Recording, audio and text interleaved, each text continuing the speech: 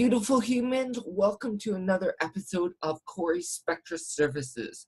So today we're going to be doing something a little different. So we're going to be talking about Lando Calrissian in the new Han Solo movie being pansexual. I know there's a lot of controversy out there, so I'm going to really break it down and tell you why this is really important.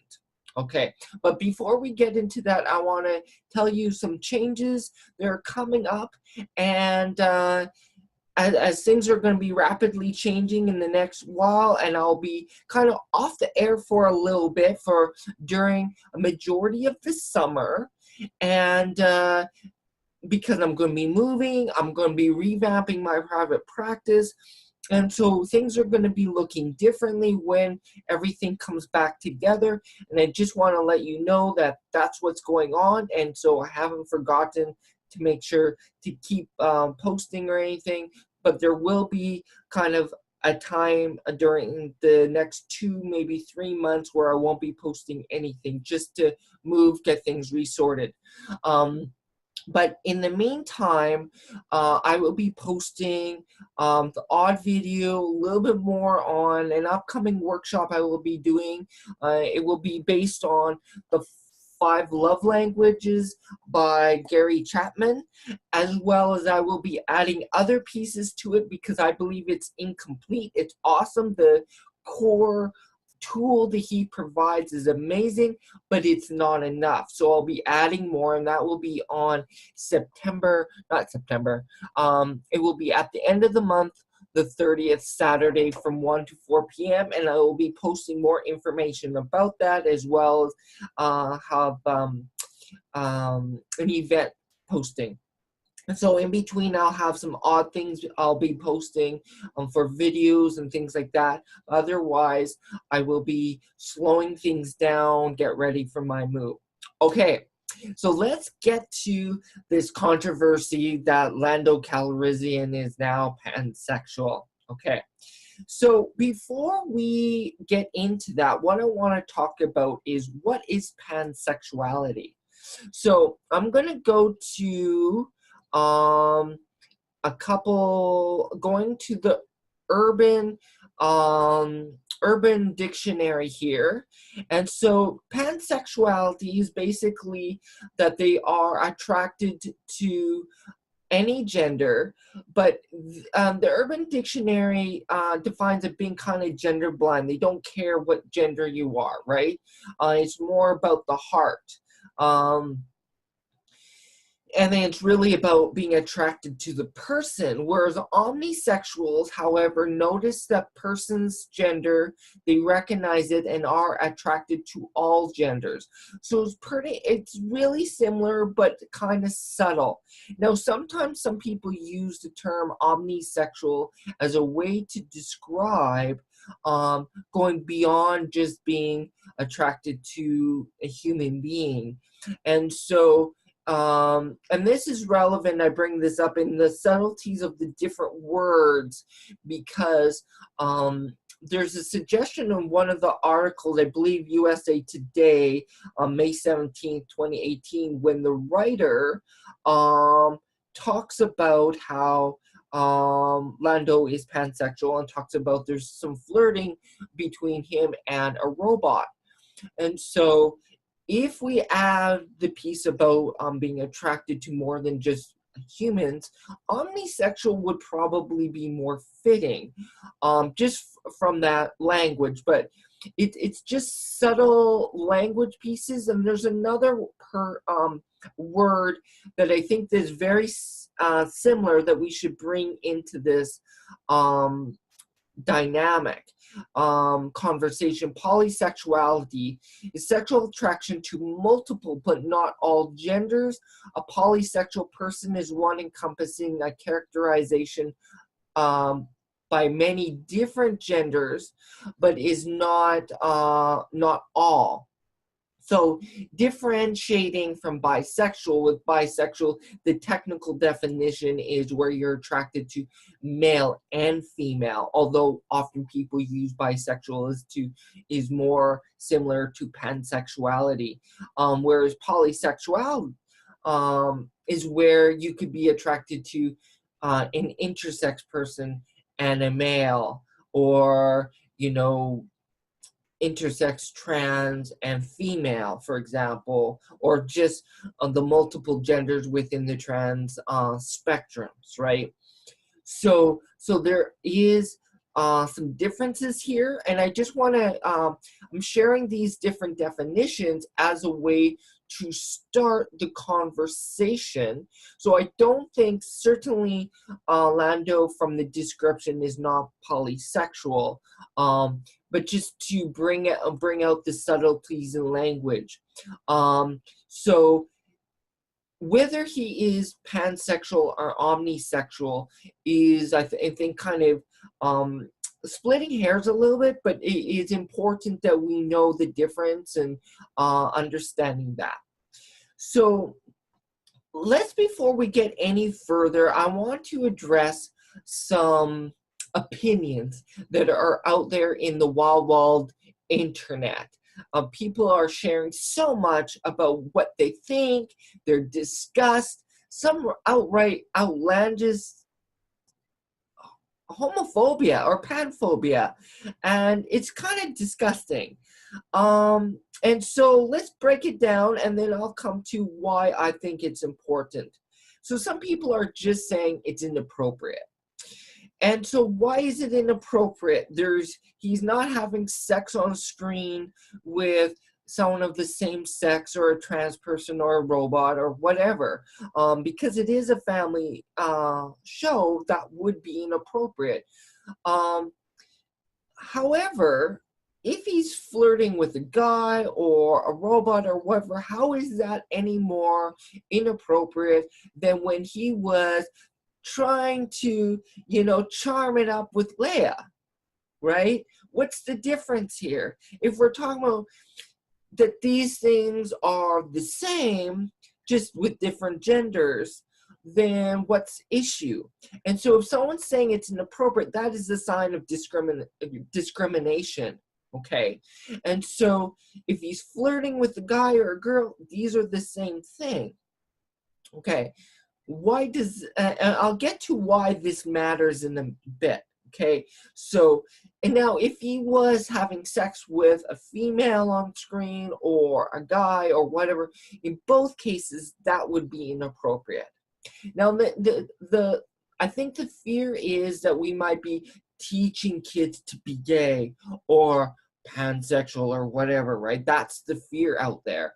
Let's be clear that that what we're talking about is who someone is innate, and all we're giving people permission is to be who they are. That's what this is about. It's not about saying Johnny has to be gay, or Johnny has to be this or that. It is about normalizing what is, okay? And so when we see it on screen, we can lessen the stigma. That's what this is about. Okay, some people say, oh, he's not pansexual. He was never pansexual. Maybe that was the case. But remember when the show was written and designed, I think the second movie was in 1979. I'm sure folks will correct me if I'm wrong. I'm sure I am. Anyhow, during that time, I don't think there was the definition, the word pansexual was even invented yet. And if it was so small used that most people didn't know what it meant. So why would that be relevant? We're talking about a time that is hugely heteronormative. Everyone assumed everyone was heterosexual for the most part. And there was just, it was right before the 80s, or right during the 80s. So same-sex relationships was just coming out, or it was in the 80s and we had the big HIV scare. And so, of course, the first word that came out for folks was gay equals HIV. Hence, the first term for HIV was the gay plague. So there was a lot of myths out there. So who would want to touch that? So the other piece is, even if he wasn't, we're talking about a reinvention of these characters to make it more appropriate. And I know that's hugely controversial, and I have some issues with how they're reinventing Star Trek, for example, or Star Wars. But when it comes to the characters, when we are breaking it down and making these characters more nuanced, I think this is a good thing. I think when we bring in their sexuality, we're talking about these characters' diversity and their complexity. Now, whether they're doing that well is another conversation. I do think they kind of slip it under the radar, and they have a very basic, and it's not there present, and that is a problem. I think there needs to be more of a presence where you see Lando Calrissian saying he is in love, or he has feelings for someone of the same sex, or a robot, or whatever, just in terms of making it more present and clear. I think that's important, and this is what they're missing, and maybe they're trying to push the edges, but they're not quite brave enough to go all the way yet. There is some concerns, maybe they're focusing that this character is just pansexual and that's it. That is a legitimate concern. I haven't seen the movie yet, so I can't say for myself whether that is the case. I have a feeling, though, just from the trailers, he is much more than just pansexual. Yes, he's a smoozer, whatever sexual orientation he is, but he is also, he's about making money, and, all of these different things about what Lando is, right, at that time in his life. So I believe there's more to him than just being pansexual. I think what we do is, because we highlight something, we sometimes focus in on that thing. Oh, it's controversial, so that's all it is. And I'm like, no, there's more to it than that. And of course, I can't say for sure until I actually watch the movie. What else? So some people are like, basically, saying, well, pansexual is a French way of saying bisexual. No. This is a subtle term to differentiate pansexual, or, omnisexual, or polysexual. All of these terms are about, number one, about where someone feels they identify, and there's none that are better than being bisexual or pan or poly or whatever. It's just how someone feels, and we need to respect that. Number two, the pan, poly, omni, they're all recognizing that there are more than two genders, trans, intersex, etc., right? And so because they're doing that, it is important, because they're recognizing that there are more than two genders, right? Whereas the definition of bisexual doesn't do that. Not to say that individuals who are bisexual don't recognize other genders, but by definition, that's what's happening. So this is the other piece that's really important. Does it matter? Does it add to the character? We kind of talked about that, and I think it does matter. It matters in the state that until recently, in the public eye, we did not talk about sex and sexuality at all. We did not talk about who these characters are beyond their heterosexuality, right? And that's all that there was for a long, long time. And then we might get some tokenization of gay characters and that kind of thing.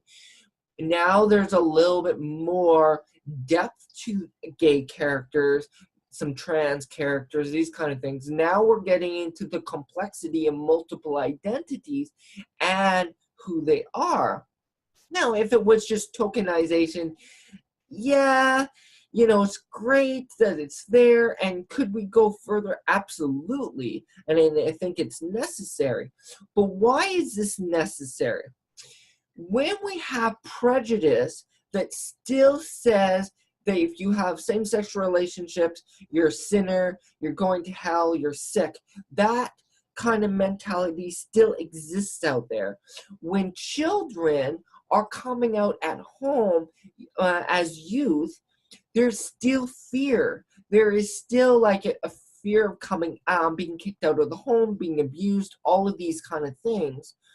And so when you have the normalization of these identities in media, like a movie like Star Wars, you are helping to normalize it, to say these identities, these ways of being, these ways of being in love with people, or attractions of multiple ways with other people are valid, and they are valid. And so the more they can do that, the more they help those individuals say, okay, I can be more confident in who I am. And it can also help normalize it for parents to say, oh, my kid is X, Y, and Z. Great. Okay. If Lando Calrissian can be, why not anyone else, right? And so these are the reasons why it is important. And, we have a lot of comic books with different characters now coming out with different identities. These are awesome. So these are the things that I think is really important. So in all, just to close up, I think it is really important, like I said, because it's giving visibility to these identities, the complexities of who we are, and the beauty of who we are. When we go to, when we watch a movie, they should reflect the diversity of who we are as humanity, right? We are not just white, heterosexual, cisgender, able-bodied folk, right? We have Lando Calrissian, which is #1 black, which was huge for the 70s or 80s to have. Now he's being pansexual, which pushes the envelope even further, because he's not just one minority, he's two. And that just adds to the complexity and is more reflective of society, which is awesome. And so for me, this is really a great how this will be portrayed, and how I will end up seeing this on the screen is a whole different story. And I really encourage the Star Wars franchise, Disney, and all of those to really push further and take more risks. When we have movies like the latest Ghostbusters, which was another amazing one about all women, Ghostbusters is another amazing thing out there. And I know that's a whole different conversation of controversy, but it comes down to a lot of the same thing about heterosexual, cisgender white men, just like, why are there women? Why is this, that? And it's like, get over yourself, please. This is a time for diversity. It's time to open the door for other people to engage in the conversation, not just hetero, cis, white, nerdy, geeky folk, okay? I know that's going to be a little bit, for some folk, but I'm really trying to be honest here, because it's time for everyone. And we need to open up the gates. We need to really have conversations like this, I hope will engage people on, and all of those great things. All right.